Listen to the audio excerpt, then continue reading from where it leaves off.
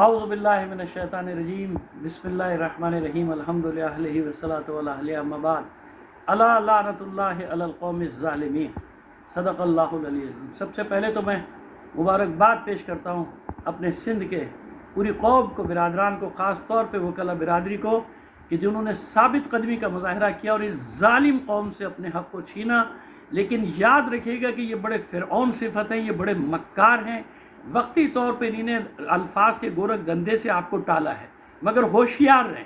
یہ وہی لوگ ہیں کہ جنہوں نے صرف ابھی دریائے سندھ کا سودا نہیں کیا، یہ وہ لوگ ہیں جو کل بھی سندھ کو بیچ کے بھاگنے کے چکر میں ہیں۔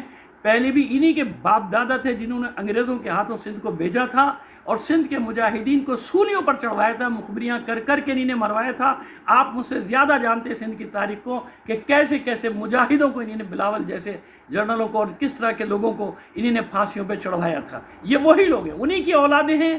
ان کو کسی سے غرض نہیں، یہ صرف پہلے بھی انگریزوں کے غلام تھے، آج بھی انگریزوں کے غلام ہیں۔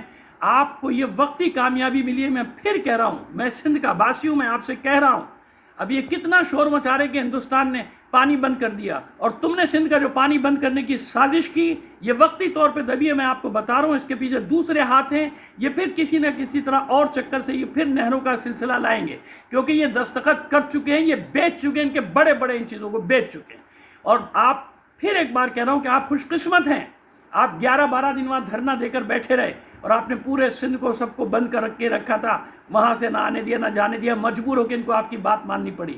لیکن یاد رکھیے گا، ہم لوگوں کے ساتھ جو انہوں نے کیا تھا کراچی میں، ہمارے پورم دھرنوں پہ یہی لوگ تھے، یہی پیپلز پارٹی کی گورنمنٹ تھی جس نے مولائیوں کو گولیاں ماری ہیں، شہید کیا ہمارے لوگوں کو، زخمی کیا، اور پورم لوگوں پہ دہشت گردوں کے پر دہشت گردی کے پرچے کاٹے، مجھ سمیت مجھ پر تشدد کیا ان کی فورسز نے۔ مجھے اس کی کوئی پرواہ نہیں، میری جان بھی چلی جائے حق کے راستے میں، لیکن ان لوگوں نے قیدیوں، بچوں کو، اسکول کے بچوں پر دہشت گردی کے پرچے بنا کر ان کو جیلوں میں بند کیا۔ یہ وہ گورنمنٹ، یہ وہ سفاک لوگ ہیں، ان کو سوائے اپنے مفادات کے کچھ نہیں۔ اور ایک بات اور یاد رکھیے گا، جب ان پر برا وقت پڑتا ہے، یہ مذہبی اور لسانی فسادات کرا کے پھر ہنس رہے ہوتے ہیں، عیش کر رہے ہوتے ہیں، اپنی جشن منا رہے ہوتے ہیں کہ دیکھو ہم نے لوگوں کو کیسے جھگڑا کرا دیا۔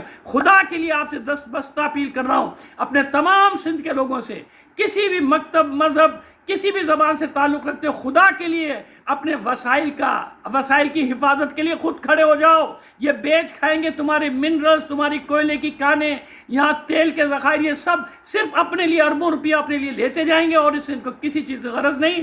میں اس لیے کھل کے بات کر رہا ہوں آپ سے کہ مجھے کوئی خوف نہیں، مجھے کسی قسم کا کوئی ڈر نہیں ان سے۔ میں جانتا ہوں کہ یہ کتنے قسم کے سفاک لوگ ہیں، اور ان کے پیچھے جو ہاتھ ہیں ان کو بھی آپ مجھ سے جانتے ہیں۔ میں پھر دعا کر رہا ہوں اپنے پورے سندھ کے ان لوگوں کے لیے جنہوں نے قربانیاں دیں، جو گرفتار ہوئے، جو 11-12 دن دھوپ میں، سخت گرمی میں پڑے رہے، سڑکوں کے اوپر پڑے رہے، ہمت نہیں ہاری۔ پروردگار عالم آپ سب کو سلامت رکھے۔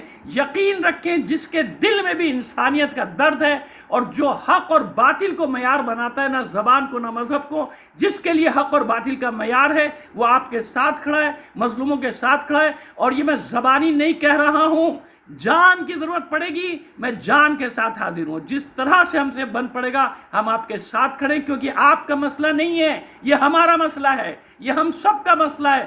سندھ میں رہنے والے انسانوں کا نہیں، سندھ میں رہنے والے جانوروں تک کا مسئلہ ہے، وہ بھی پیاسے مر جائیں گے۔ ہماری زراعت کا مسئلہ ہے، ہماری کھیتیوں کا مسئلہ ہے، سب خشک ہو جائے گا، بنجر ہو جائے گا سب۔ ان کی باتوں میں مت آنا، یہ ہمیشہ سے مکاریاں کر کے اپنے فائدے اٹھاتے رہیں گے۔ میرا کام تھا آپ کو پیغام دینا، میں نے آپ کو پیغام دیا۔